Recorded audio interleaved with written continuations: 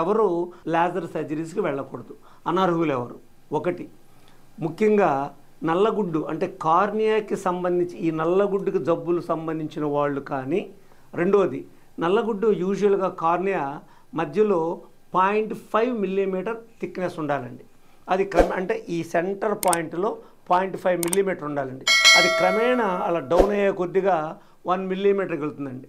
Less than 4.5 ఉన్నవాళ్ళు లేజర్కి అనర్హులండి. ఏ విధంగా అంటే ఎప్పుడైతే వేడి చేయగానే అది పెర్ఫరేట్ అవ్వడానికి అవకాశం ఉంది, అంటే బెజ్జం పడిపోవడానికి అవకాశం ఉంది. అది మెల్ట్ కాకుండా శాంతం పోయటానికి అవకాశం ఉంది. కాబట్టి కార్నియల్ థిక్నెస్ దాన్ని ప్యాకిమెట్రీ అంటారు. అంటే స్మైల్ కానీ ఏదన్నా లేజర్ ట్రీట్మెంట్లు చేసే ముందు ఫస్ట్ డాక్టర్ గారు చేసేది కార్నియల్ టోపోగ్రఫీ స్టడీ. అది కార్నియల్ టోపోగ్రఫీ, ఉపరితలం మీద కార్నియా ఎంత థిక్నెస్ ఉంది దాన్ని చూస్తారు. వాళ్ళు ఒకళ్ళండి.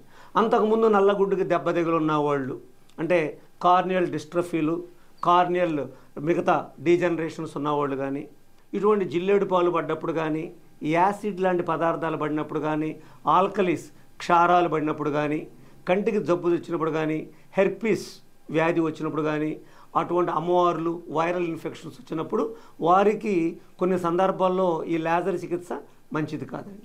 ఫర్ ఎగ్జాంపుల్ చిన్న ఉదాహరణ అండి, కొన్ని మయోపియాల్లో ఒక పిల్లవాడికి 21 సంవత్సరాలు అనుకోండి, -3 ఉందనుకోండి, అతను మీరు అబ్జర్వ్ చేయండి. కరెక్ట్గా వాడు ఏం చేస్తాడు, ఆవేశం వెళ్ళిపోయేసేసి ఇది లేజర్ కంపెనీలకి కొద్దిగా లేజర్ చేసే వైద్యం చేసే వాళ్ళకి కొద్దిగా ఇబ్బందికరంగా ఉంటుంది నా ఈ మాట. 22 సంవత్సరాలు వచ్చినాయి, వాడికి -3 ఉందండి. -3కి ఆపరేషన్ చేసినాక ఆయన 0 చేస్తాం. హీఈస్ వెరీ కంఫర్టబుల్, చక్కగా ఏదో జాబ్ వస్తుంది కంపెనీలో, హీ విల్ బి మ్యారీడ్, కళ్ళజోడు లేదు, మయోపియా కాదు. But when he becomes 35 and 40 years old దగ్గర కనిపించదు, ఈ ఏజ్లో దూరం కనిపించట్లా. కాబట్టి దాన్ని దృష్టిలో పెట్టుకోవాలి. ఏదో పిల్లలు పెళ్ళని చెప్పి 16 ఏళ్ళకి చేసినప్పుడు ఒక పాపకి మళ్ళీ 18 ఏట వరకు పెరగవచ్చు, పవర్ పెరగవచ్చు. అలా ఒక అబ్బాయికి 19 ఏట చేసామనుకోండి, మళ్ళీ అది పెరగవచ్చు. అందువల్ల కనిష్టంగా లాసిక్ కానీ లేజర్ ట్రీట్మెంట్లు చేయించుకోవడానికి, ఇది రిఫ్రాక్టివ్ ఎర్రర్స్కి, దృష్టి లోపాలకి చేయించుకోవడానికి 21 సంవత్సరాలు ఉండటం ఉత్తమోత్తమైనది. ఆడపిల్లకి 18 ఏళ్ళు ఉండాలి. 25-30 years వరకు కన్ను అకామిడేట్ అవుతుందండి. అంటే మీకు సింపుల్గా చెప్పాలంటే ప్రతి ఒక్కరికి అర్థమయ్యే భాషలో తాటి ముంజిని తీసుకుందామండి, లేకపోతే తాటి కొబ్బరి తీసుకుందాం. లేతగా ఉన్నవి పల్సంటే కొబ్బరిగా ఉంటుందండి, లేత ముంజ పల్సగా తెల్లగా ట్రాన్స్పరెంట్గా ఉంటుందండి. ముంజ ముదిరే కొద్దిగా అది గట్టిపడిద్దండి, ఘనీభవించిద్దండి. అదేవిధంగా లేత కొబ్బరి కూడా పల్సగా ఆల్మోస్ట్ ఆల్ ట్రాన్స్పరెంట్గా పారదర్శకంగా ఉంటుందండి. కొబ్బరి ముదిరేపాటికి, కొబ్బరి కాయ ముదిరేపాటికి కాయ గట్టిగా కొబ్బరి తెల్లగా అవుతుందండి. అదేవిధంగా నల్లగుడ్డులో కాకంటే ఎక్కువగా లెన్స్లో మార్పులు వస్తాయండి. అందుకని దాన్ని శుక్లం అన్నారండి. శుక్లం అంటే తెలుపు వర్ణం కలిగింది. ఆ పారదర్శకతని ఏజ్ అడ్వాన్స్ అయ్యే కొద్దిగా ఏజ్ చేంజెస్ వస్తాయండి. బాడీలో వయసు రీత్యా మార్పులు వస్తాయి.